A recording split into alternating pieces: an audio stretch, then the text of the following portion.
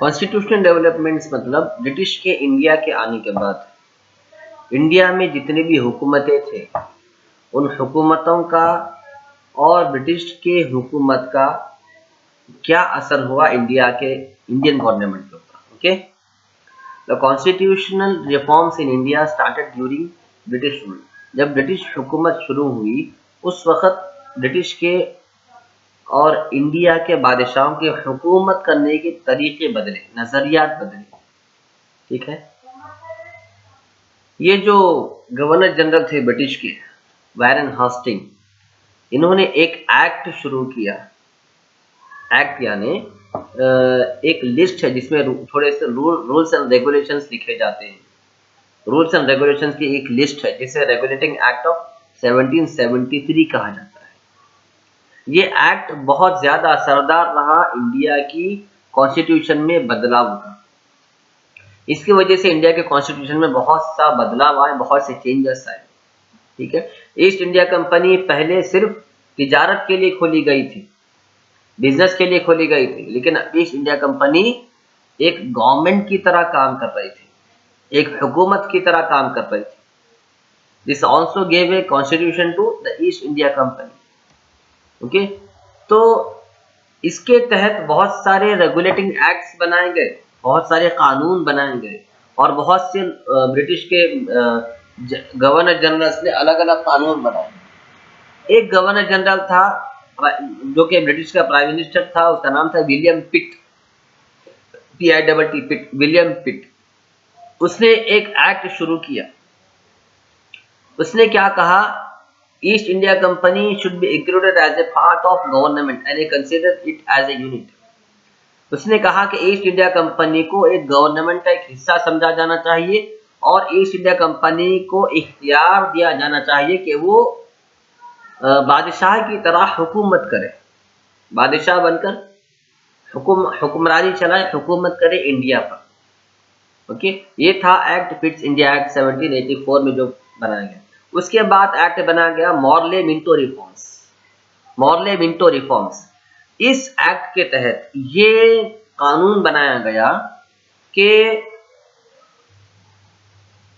Indians को, हिंदुस्तान में जितने भी लोग थोड़े बहुत पढ़े लिखे हों, थोड़े बहुत बाशऊर हों, जो बहुत होशियार, जो बहुत समझदार हैं, ठीक है, जिन्हें कारोबार करना बहुत अच्छा आता हो, जिन्हें बिजनेस करना बहुत अच्छी तरह आता हो, जिन्हें गवर्नमेंट चलाना बहुत अच्छी तरह आता हो, जो एक अच्छे लीडर बन सकते हैं, उन्हें जो है गवर्नमेंट में ऑफिसर का पोस्ट दिया जाना चाहिए।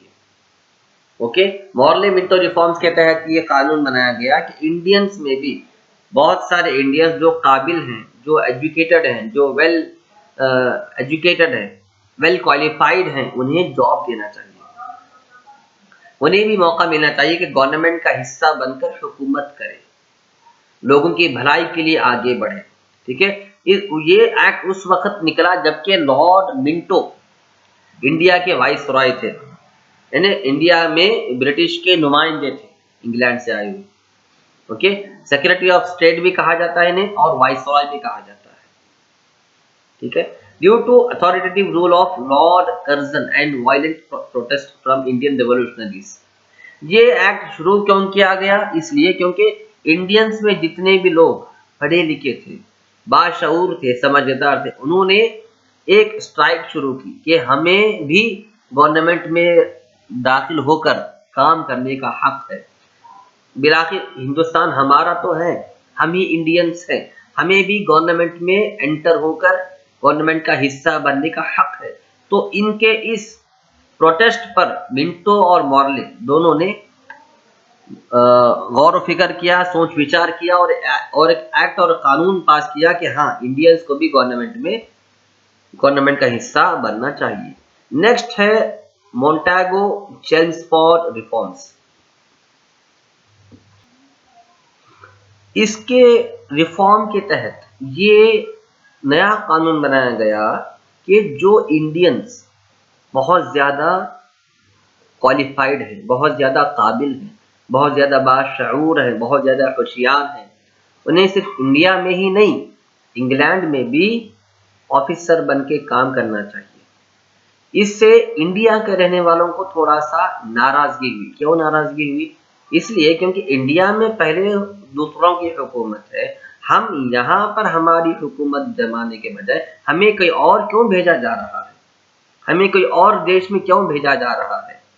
इसलिए इंडियंस को इस एक्ट से उतनी ज़्यादा खुशी और उतनी ज़्यादा फ़ायदा नहीं हुआ।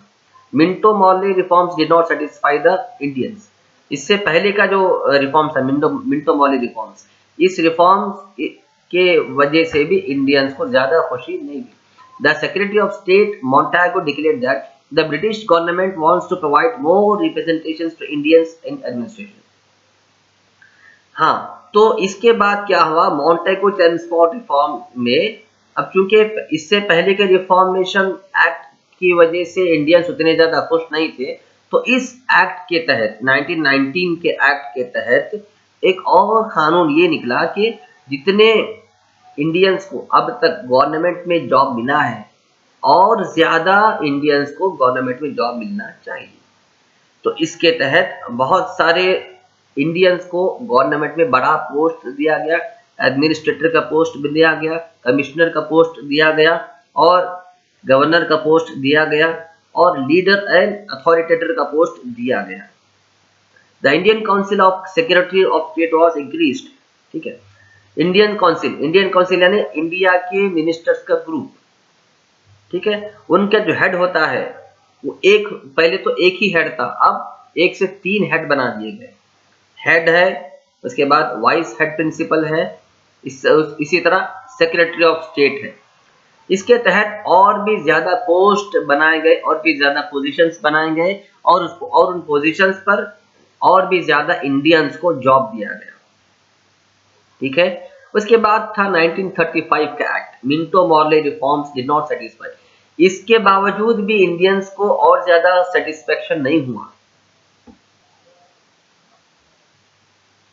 तो इंडियंस जब मिंटो मॉर्ले रिफॉर्म्स एक्ट से भी जब सेटिस्फाई नहीं हुए, तो ब्रिटिश ने एक लास्ट एक्ट निकाला, 1935 एक्ट।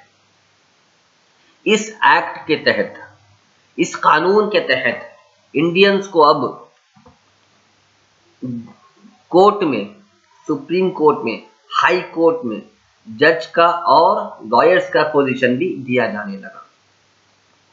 जज का पोजीशन जो कि सबसे बड़ा पोजीशन होता है, लॉयर्स का पोजीशन जो कि बहुत जिम्मेदार काम होता है, और सेंट्रल गवर्नमेंट जो कि फेडरल सिस्टम सेंट्रल गवर्नमेंट है।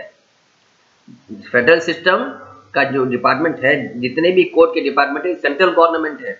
तो सेंट्रल गवर्नमेंट में जो है इंडियंस को उनके क्वालिफिकेशन के हिसाब से, उनके क्वालिफिकेशन और उनकी काबिलियत के हिसाब से, उनके एजुकेशन के और क्वालिफिकेशन के हिसाब से अब जजेस और लॉयर्स के पोस्ट पे भी उन्हें रखा गया। यहां से इंडियंस को एक पोजीशन, एक इज्जत, एक बड़े पोस्ट मिलना शुरू हुई।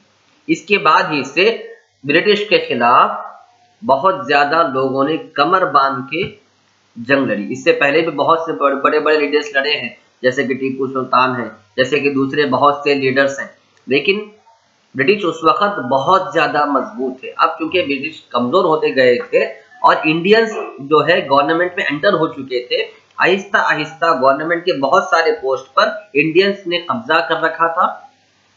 50% से ज्यादा गवर्नमेंट ऑफिसर्स में अब इंडियंस काम कर रहे थे। आहिस्ता आहिस्ता पूरे इंडिया से ब्रिटिश का सफाया कर दिया गया 1947 में। This was the chapter the impact of British rule in India for your syllabus. मुझे उम्मीद है बच्चों, ये जो 4 वीडियोस बनाए गए हैं, मैंने बहुत मेहनत करके बनाया है। आप इस चारों वीडियोस को बार बार रिपीटेडली सुनिए, अच्छी तरह सुनिए। अगर समझ में नहीं आया तो और एक बार रिवाइंड करके पीछे लेके सुनिए, क्योंकि यूट्यूब पे है, कितने बार चाहे उतने बार सुन सकते हैं आप। सारे चैप्टर्स में अच्छी तरह एक्सपर्टाइज हो जाइए। Thank you very much.